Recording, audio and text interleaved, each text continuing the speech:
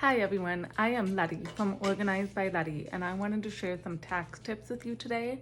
I'm sure some of you are starting to get together your 2020 taxes and you're thinking, I told myself I was going to be more organized about it this year so it would be easier. Well, I'm hoping some of the tips I share with you today will help you for the following year. But sometimes to be ready for next year, we need to start preparing now. So my first tip for you today is to get a folder and label it 2021. And in that folder, you would put tax-related documents that you get in the mail or things that you print from purchases that you make and things like that. Now, you might not really use this folder a ton until like January 2022 when you start getting those tax-related documents, like the W-2s and the interest statements and things like that. But now you have a spot for those things to go when they come in the mail. Some of you might be saying or thinking, I don't do paper.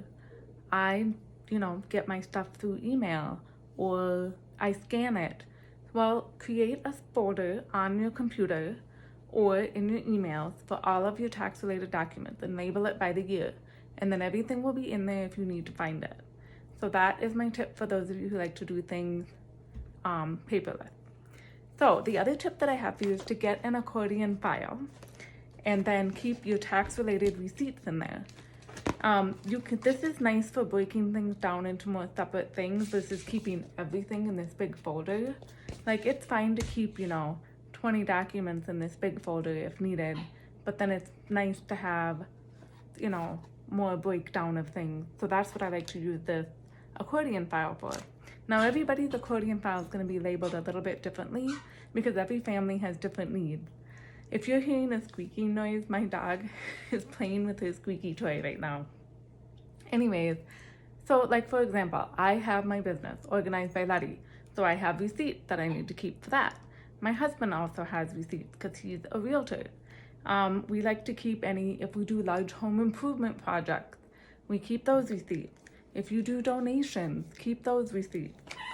Anything that you buy for school, you can keep those receipts.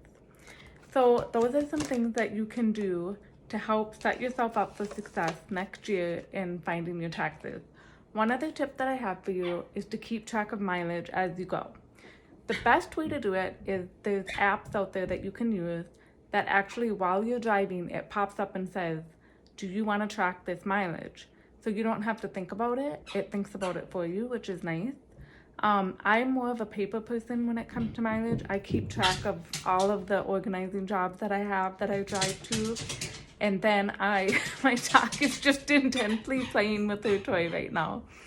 So, anyways, I keep track of all the, trips that I make that are organizing related. And then at the end of each month, I go back and figure out how far each one of those trips were to keep track of mileage. So hopefully you find some of these tips helpful. You can subscribe to my email at organizedbyletty.com for more tips.